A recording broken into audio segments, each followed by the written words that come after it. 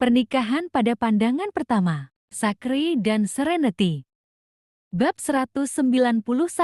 Setelah makan, Liberty ingin pulang dan istirahat. Liberty merasa lelah karena mencari pekerjaan sepanjang pagi. Kepercayaan dirinya terpukul karena dia tidak mendapatkan pekerjaan. Karena itu, dia ingin pulang dan menulis ulang beberapa resume, sambil mempersiapkan mental dirinya untuk melihat apakah dia bisa dipekerjakan. "Kakak, aku akan mengantarmu kembali," kata Serenity. Liberty memandang adik iparnya.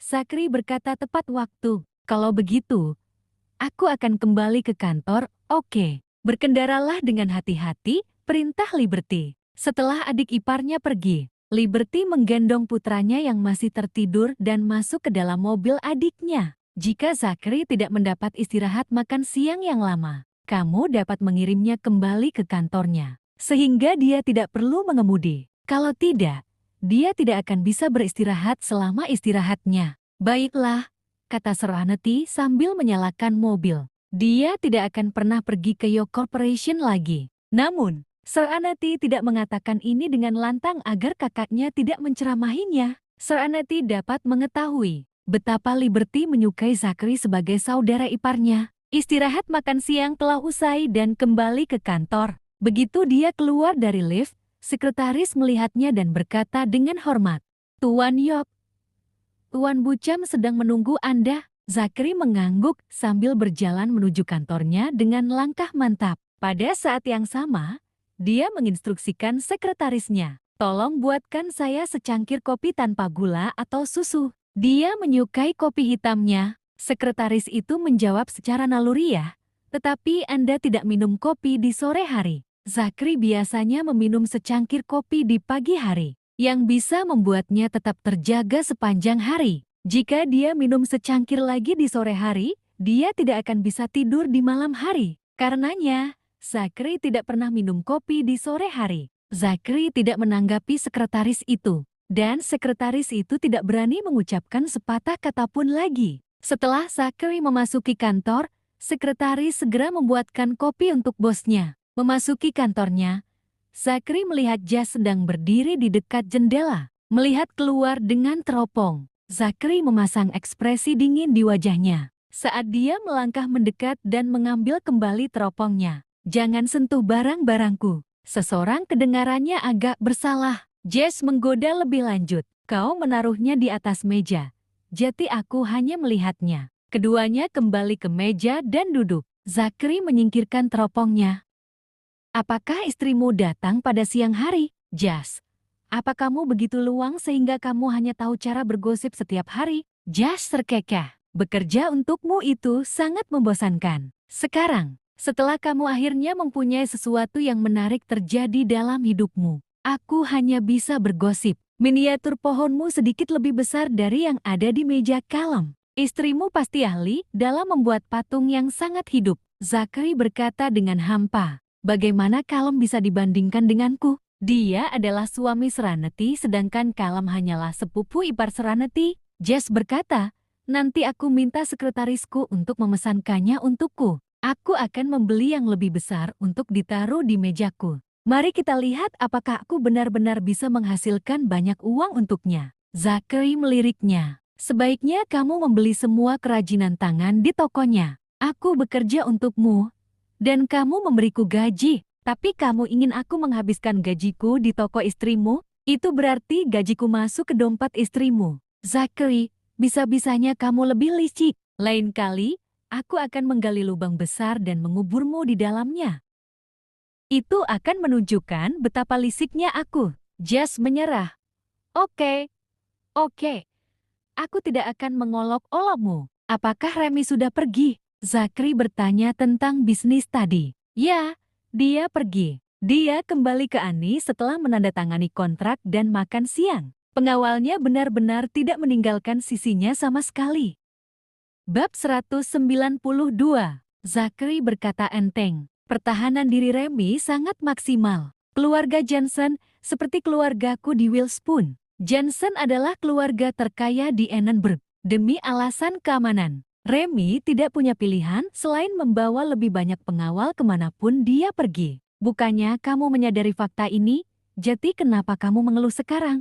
Jika kamu iri dengan keangkuhan Remy, kamu juga bisa menyewa 8 hingga 10 pengawal untuk mengikutimu kemana-mana. Josh tidak memiliki pengawal karena dia mahir dalam seni bela diri. Terlebih lagi, tidak banyak orang yang mengetahui identitasnya, sehingga akan terlalu mencolok jika dia pergi keluar dengan pengawalnya. Keduanya sedang membicarakan bisnis ketika sekretaris mengetuk pintu. Tuan Yok, ini kopi yang Anda minta. Sekretaris membawakan kopi yang baru diseduh dan meletakkannya dengan lembut di depan Zachary. Setelah sekretarisnya pergi, Jess bercanda dengan teman sekaligus bosnya. Kamu tidak punya tenaga untuk bekerja. Setelah kencan romantismu dengan istrimu, ya, kamu sebaiknya minum 2 cangkir kopi lagi. Wajah Zachary murung. Pertemuan romantis, Zachary merasa ada yang tidak menyenangkan antara dirinya dan Serenity.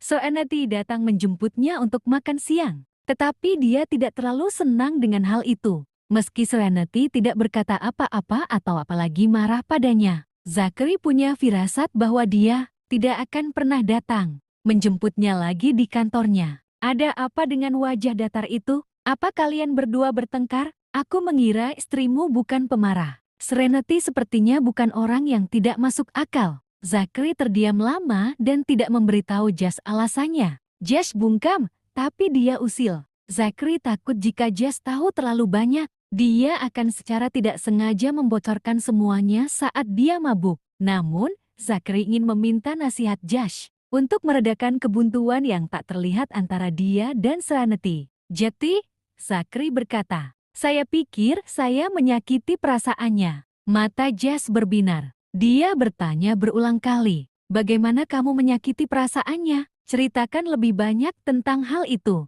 Zachary menendang Josh dari bawah meja. Josh mengerti kuncinya dan berkata sambil tersenyum. Kau hanya bercerita setengahnya dan meninggalkanku tergantung Zachary. Aku tidak menerima murid sepertimu. Kau tidak perlu merendahkan betapa kamu menyakitinya. Katakan saja padaku apa yang harus kulakukan.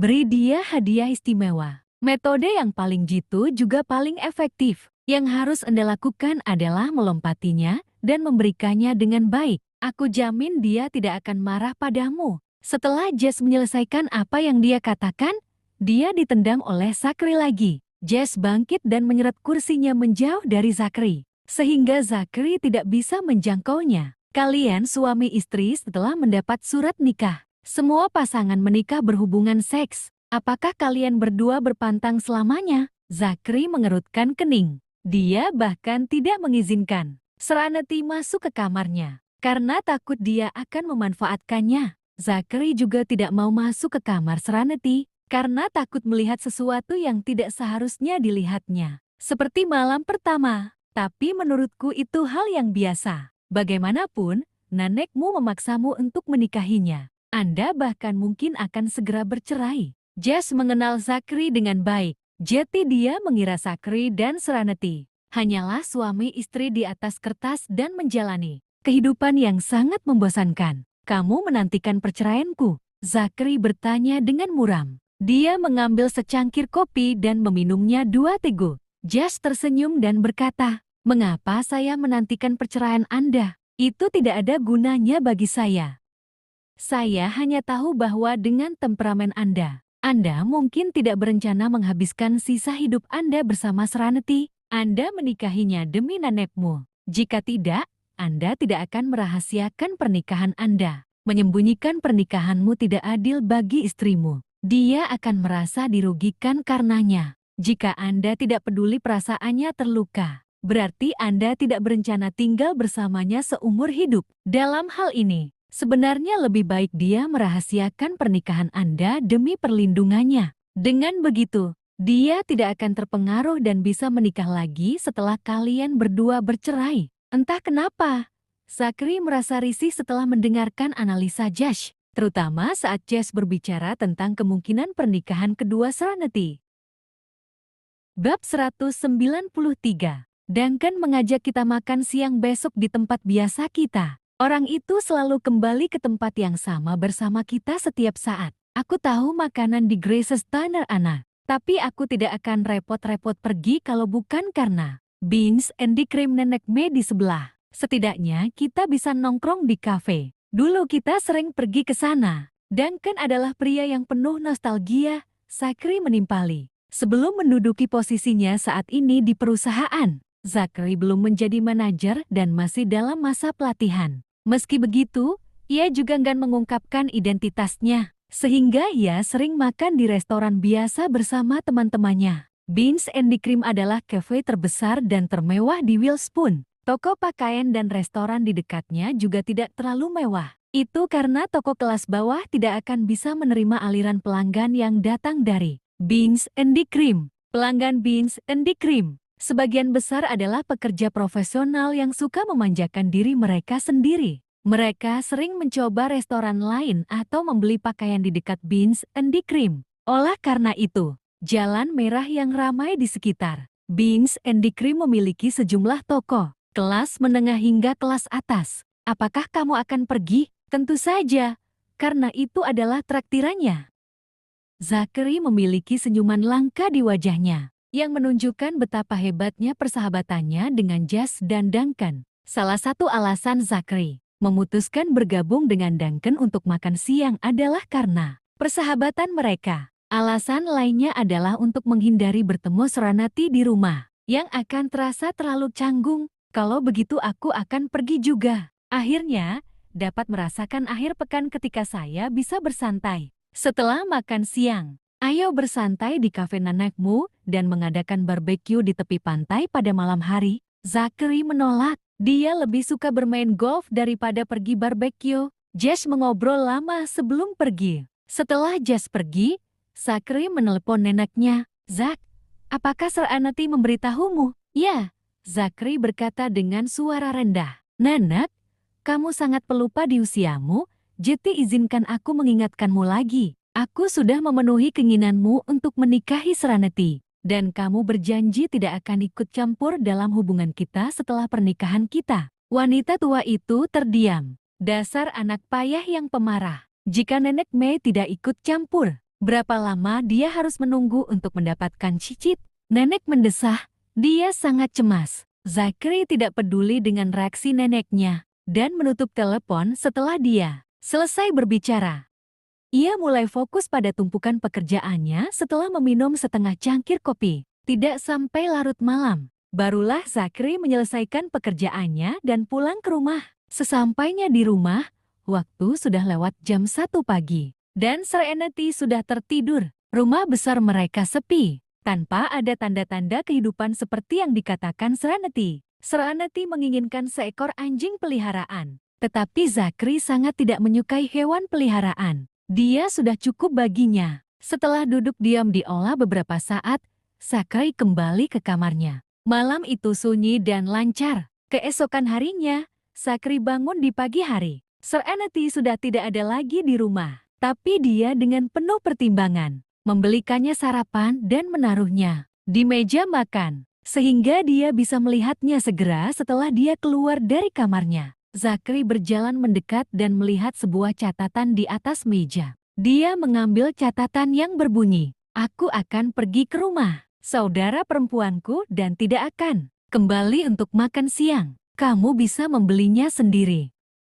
Zachary meremas catatan itu menjadi bola dan melemparkannya ke tempat sampah. Kebetulan dia akan makan siang bersama teman-temannya, jadi mereka berpisah. Zachary membuka tutup kotak, sekali pakai dan melihat sarapan yang dibelikan Serenity untuknya. Sarapan burrito. Dia tidak ingin memakannya, jadi dia menutup tutupnya, mengambil kotaknya, dan hendak membuangnya ke tempat sampah. Namun, dia tiba-tiba berhenti. Bab 194. Setelah berpikir beberapa lama, Zachary akhirnya duduk di meja makan. Dia membuka tutup kotak sekali pakai dan diam-diam memakan sarapan burrito yang dia tidak suka. Zachary harus mengakui bahwa hidup bersama Serenity membuatnya lebih seperti orang biasa. Dia makan banyak jajanan pinggir jalan yang belum pernah dia coba sebelumnya. Setelah sarapan, Zachary pergi ke balkon. Dia duduk di ayunan dan mengagumi bunga dan tanaman Serenity. Dia duduk di sana sampai pukul 11. Ketika dia menerima telepon dari Jess yang mengingatkannya akan janji makan siang mereka. Zachary kemudian kembali ke kamarnya, berpakaian, dan keluar. Mengetahui bahwa Serenity ada di rumah saudara perempuannya, Zachary mengira mereka tidak akan berpapasan. Jati tidak mengendarai MPV nasional. Dia duduk di Rolls-Royce mewahnya. Seperti biasa, dia dengan angkuh diantar ke Grace's Diner oleh konvoi pengawal. Konvoi itu parkir di depan kafe Nenek May, dan Zachary berjalan menuju restoran agar tidak menimbulkan banyak keributan. Saat Zachary tiba di restoran, Duncan dan Jess sudah duduk. Mereka melambai ke Zachary, yang berjalan mendekat bersama sekelompok pengawal. Para pengawal otomatis duduk di meja di sebelah mereka bertiga. Dengan begitu, mereka cukup dekat untuk melindungi bosnya, tetapi cukup jauh untuk tidak mengganggu makan bosnya. Hanya Duncan dan Jess yang bisa mengundang Zachary ke tempat seperti ini. Mereka duduk di sudut paling terpencil di restoran itu. Jadi suasananya sangat sepi. Zachary, silakan pesan. Duncan menyerahkan menu kepada Zachary. Zachary tidak mengambil menu dan berkata kosong. Kami pelanggan tetap di sini. Jadi katakan saja pada manajer bahwa kami akan melakukan hal seperti biasa. Kamu tidak ingin mencoba sesuatu yang baru? Jess menyela. Dia pemilih makanan. Dia mungkin tidak akan makan apapun jika kita memesan sesuatu yang baru. Kita pesan saja yang biasa. Melihat teman-temannya tidak mau memesan yang baru, Duncan memanggil pelayan untuk menuliskan pesanan rutin mereka. Aku perlu ke kamar mandi. Zachary bangkit dan pergi. Seorang pengawal juga bangkit dan mengikutinya. Mereka tidak khawatir seseorang akan menyerang Zachary di sini. Tetapi mereka khawatir wanita akan menyerang Zachary. Zachary adalah magnet utama para cewek. Dia selalu menjadi fokus orang banyak kemanapun dia pergi. Sean, minumlah lagi. Pastikan kau makan sampai puas. Setelah keluar dari kamar mandi, Zachary tiba-tiba mendengar suara yang dikenalnya. Itu suara istrinya, Serenity. Zachary mencari sumber suara itu dan melihat Serenity di meja tidak jauh dari jendela. Meja itu penuh dengan hidangan yang menggugah selera. Serenity dan Sean sedang duduk berhadap-hadapan, mengobrol dan tertawa satu sama lain. Serenity bahkan menaruh sesuatu di piring Sean dan tersenyum padanya saat dia mendesaknya untuk makan lebih banyak. Meski Jasmine duduk di sebelah Serenity, Zachary merasa terganggu saat melihat adegan ini. Sean naksir Serenity. Dia adalah saingan cinta Zachary. Serenity memberitahu Zachary bahwa dia akan pergi ke rumah saudara perempuannya. Dia berbohong padanya. Dia jelas sedang makan bersama saingan cinta Zachary. Pengawal itu juga melihat pemandangan ini. Tuan, Nona hanya sedang makan siang bersama teman-temannya. Pengawal itu membela Serenity dengan suara rendah. Zachary tidak berkata apa-apa dan pergi. Pengawal itu memberikan pandangan simpatik pada Serenity yang tidak menyadari semua ini. Dan dengan cepat mengikuti jejak Zachary. Serenity tidak tahu bahwa Zachary juga mengunjungi restoran itu. Dia mentraktir Sean makan siang karena dia berhutang budi pada Sean. Dia selalu menganggap Sean sebagai adik laki-lakinya. Jadi dia akan menaruh makanan di piring Sean ketika mereka makan bersama. Dan Sean akan melakukan hal yang sama untuknya. Dia tidak terlalu memikirkannya sama sekali. Dia tidak tahu bahwa badai diam-diam sedang terjadi. Dan dia akan mendapat masalah jika suaminya melihat pemandangan seperti itu. Bab 195. Zachary kembali ke mejanya dengan wajah tenang. Setelah hidangan disajikan, ia makan dengan tenang tanpa ikut mengobrol dengan teman-temannya. Yang ada di pikirannya hanyalah Serenity, yang tersenyum dan menaruh makanan di piring Sean. Zachary, tingkahmu agak aneh hari ini. Duncan mengambil sayur dengan garpu dan memakannya. Dia memandang Zachary, yang duduk di seberangnya, dan berkata, "Mengapa kamu begitu tenang hari ini? Kamu terus saja memasukkan makanan ke dalam mulutmu." Jess mengangguk setuju. Zachary berkata dengan hampa, "Aku lapar." Dia hanya makan sarapan burrito yang tidak dia sukai di pagi hari. Makanannya tidak mengenyangkan, dan dia kelaparan. Tentu saja suasana hati Zachary juga sedang buruk. Saat suasana hatinya sedang buruk, dia hanya akan makan tanpa henti. Zachary berpikir, kenapa memang jika dia menyajikan makanan untuk Sean, saya tidak peduli. Apa dia pikir aku akan cemburu? Seperti yang dia katakan sebelumnya, dia tidak tahu apa itu cemburu dan tidak akan pernah mengalaminya. Mereka hanya sekedar suami istri